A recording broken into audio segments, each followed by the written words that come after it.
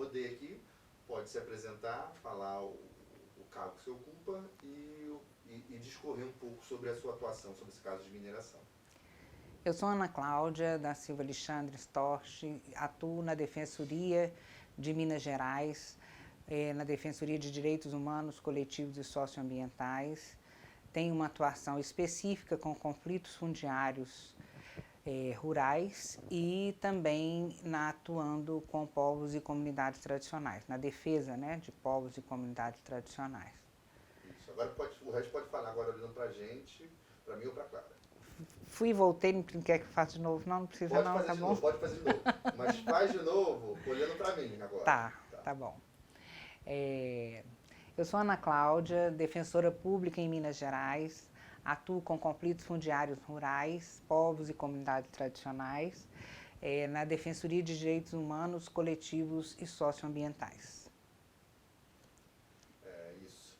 Fala agora um pouquinho sobre a sua atuação no caso da mineração, não sei se a gente vai direto. Eu acho que você pode, talvez, Ana, a gente falar vai ser a segunda maior barragem de rejeitos e de fluxo d'água do mundo e os povos não tiveram direito de consulta respeitados, né? Talvez falar dessas violações que você acompanhou. A Defensoria de Minas acompanhou uma audiência pública realizada no ano passado na Assembleia Legislativa que tratou desse projeto de mineração no Vale do Jequitinhonha pela SAM Mineradora. Nos preocupou muito naquela audiência pública, já algumas situações que nos pareceu para a Defensoria muito irregular, um prévio protocolo antes mesmo do licenciamento ambiental da mineradora com o Estado de Minas Gerais, em que havia um compromisso do Estado com a implantação desse projeto de mineração antes do licenciamento. Houve, aparentemente, uma espécie de revogação ou suspensão desse protocolo, mas a verdade é que o projeto de mineração, ele continua não só ativo, como também sendo alardeado por toda aquela região como um projeto de mineração que irá trazer desenvolvimento econômico e melhorias de vida para aquela região. E nesse sentido é muito importante que a gente faça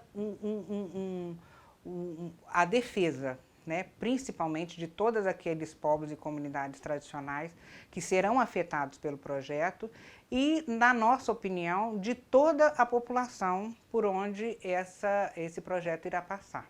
Porque não é algo desconhecido, notório, a situação de dificuldade de água, de acesso à água, principalmente água potável, naquela região. E todo o projeto de mineração, ele afeta principalmente os recursos hídricos. Nessa audiência pública que a gente acompanhou na Assembleia Legislativa, foi muito importante a presença de técnicos que falaram principalmente da insuficiência de recursos hídricos naquela região para esse projeto de mineração. Então, esse é um ponto, e ele é importante, por isso que eu inicio por ele.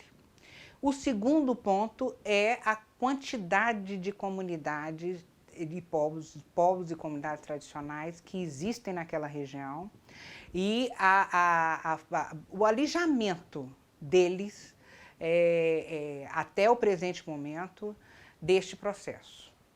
E que, na minha opinião, não poderia ser depois que o projeto de mineração estiver aprovado ou estiver em implantação, com certeza absoluta,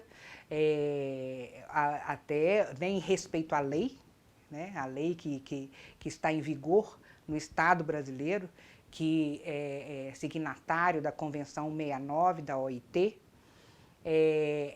antes de qualquer projeto ou qualquer impacto de qualquer empreendimento econômico acontecer em territórios de povos e comunidades tradicionais, tem que ser realizado uma consulta prévia, livre e informada. Este parâmetro legal, ele não pode, de forma alguma, sem configurar ilegalidade, né? Então, para a Defensoria Pública é muito importante que esse projeto ele seja visto por esse ângulo da irregularidade, né, inicial, porque não foram considerados os povos e comunidades tradicionais desde o início como os mais afetados por um projeto dessa envergadura.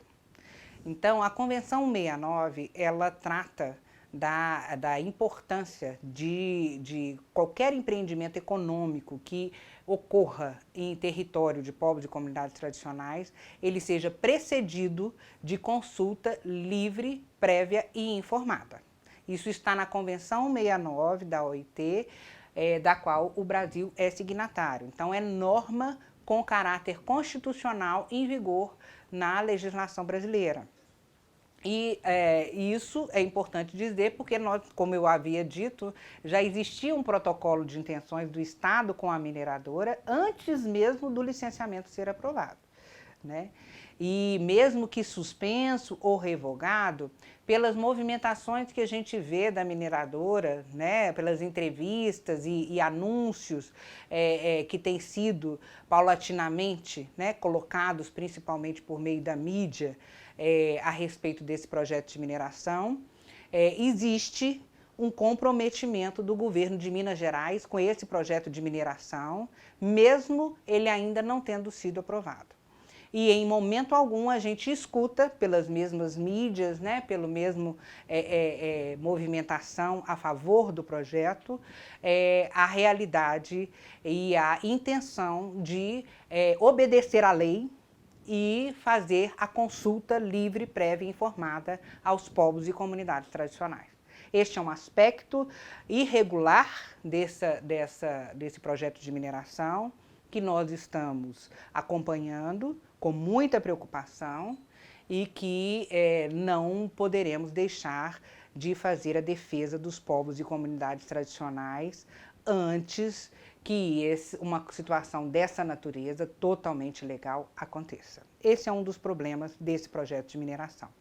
Mas como eu dizia, né, ainda temos a questão dos recursos hídricos. E a falsa ideia de que trazer desenvolvimento econômico, ela é uma equação matemática simples, né, que significa um bom projeto de mineração que dá muito lucro, né, para muitas empresas, lucros que não ficam no país, mais empregos que vão solucionar a vida daqueles desempregados daquela região. Por trás de uma situação dessa natureza, nós temos aí patrimônios culturais, ambientais, que não podem, de forma alguma, ser esquecidos nessa equação. E quando a gente coloca o resultado, a conta que se paga para um projeto dessa natureza, com certeza absoluta, a gente vê que ele fica muito mais caro para o Estado, para a sociedade, do que, na verdade, ele traz benefícios e recursos.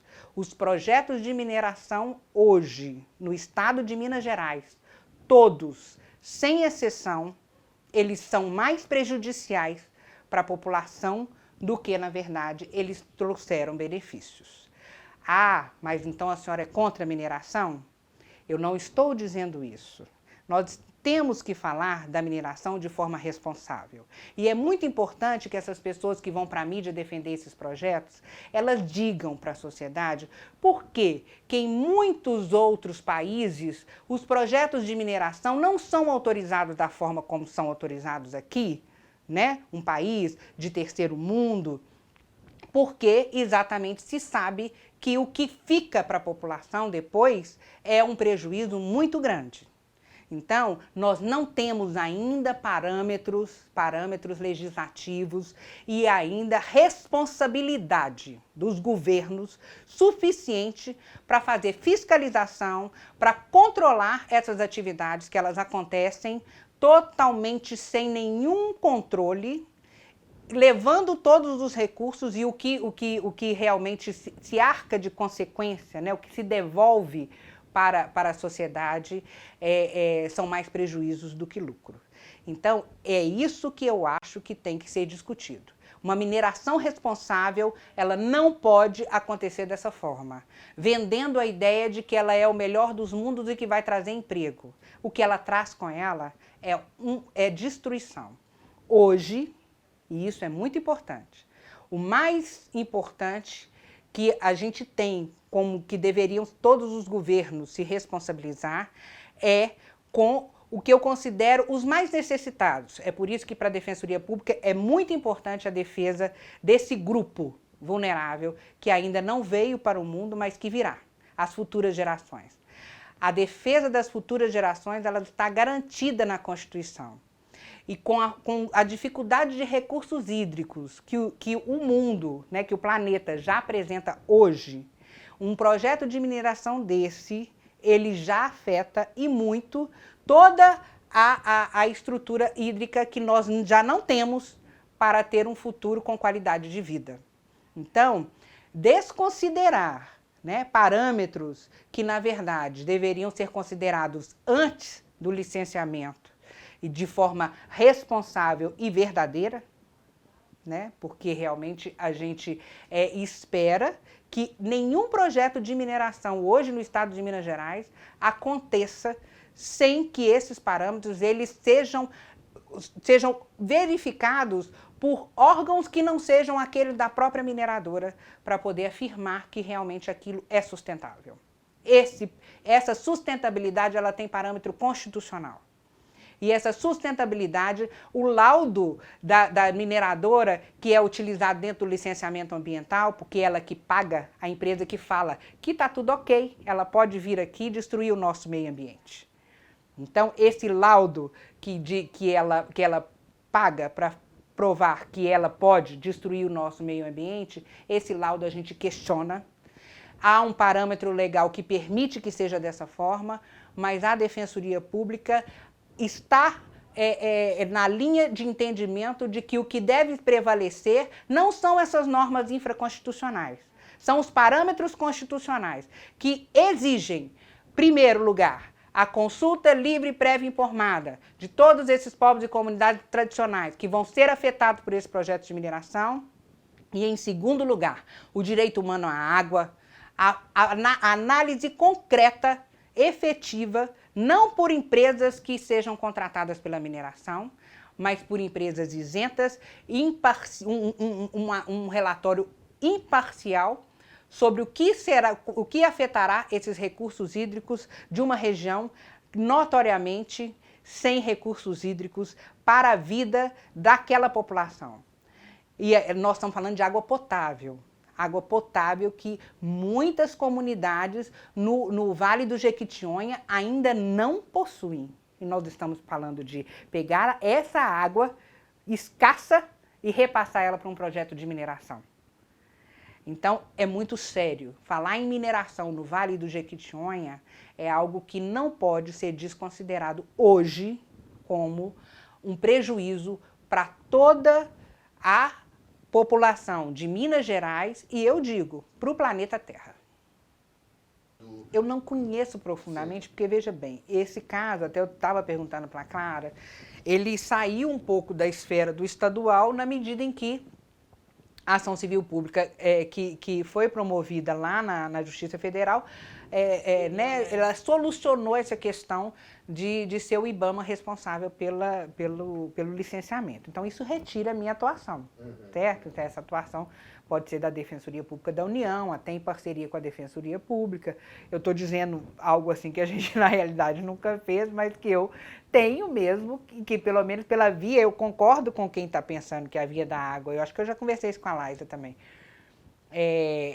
que a via da água, ela tem um argumento aí importante, potente para essa região, porque realmente eles apresentam, né? Mas mas está na lei. Está na lei. Infelizmente, hoje em dia, com essa porcaria dessas coisas, eu acho que tem que melhorar muito, sabe? Porque o Mar de Lama Nunca Mais, tudo bem, mas é um tipo de barragem, né? Uma coisa assim, claro que soluciona muita coisa, mas ficou ainda assim. Tudo muito na mercê, ficou ainda. Ele não é um projeto que encara a mineração. A verdade é essa, ele não encara. Né? Ele tenta solucionar problemas que eram estruturais, que, pelo amor de Deus, ninguém nem entende como que aquilo era possível. Certo? Mas encarar, não encara. Então, isso é uma coisa. Claro que não com esse Estado aí, né?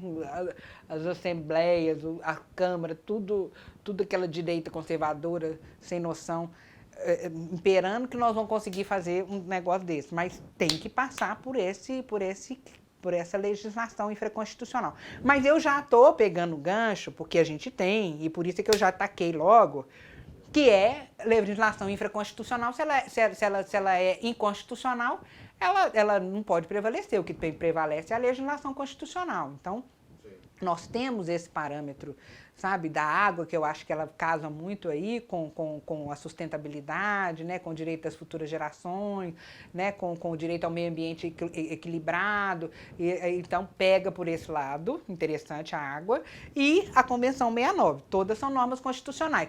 A porcaria das legislações que não serve para nada da mineração, elas ficam baixinhas aqui. Entendeu? Então, esse é um parâmetro que eu acho que é importante, foi isso que eu tentei resumir, porque é onde eu acho que a gente consegue, né, argumentar do ponto de vista jurídico e quebrar a perna deles em algum momento. Porque o licenciamento ambiental não tem jeito, é isso mesmo. Eles permitem que eles façam IRM, eles compram qualquer coisa. Eu falei com o Edmundo, falei com a Carol agora que eles assinaram aquela petição lá, todos os órgãos, eu falei assim, é isso mesmo, eu fico feliz de vocês terem conseguido fazer isso, porque tem que ser assim, todos contra a Vale. E eu digo, todas as instituições, até o Estado assinando, se eu for equiparar o que é a Vale, o gigante Vale, você entendeu? E o que esses órgãos estão tentando se unindo, fazer valer, eu ainda falo que a Vale é muito maior.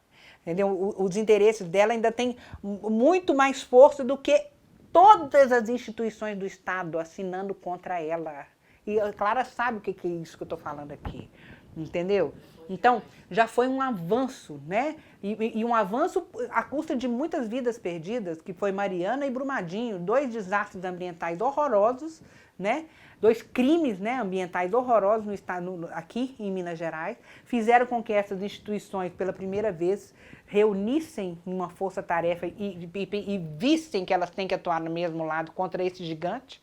E ainda te digo, eu estou colocando aqui mesmo, porque aqui, ó, a correlação de forças não é ainda equilibrada.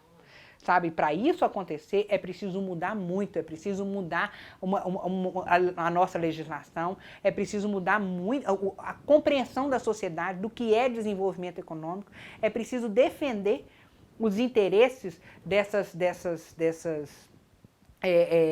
futuras gerações, certo? Eu tenho insistido muito nisso porque assim, é um direito ao futuro.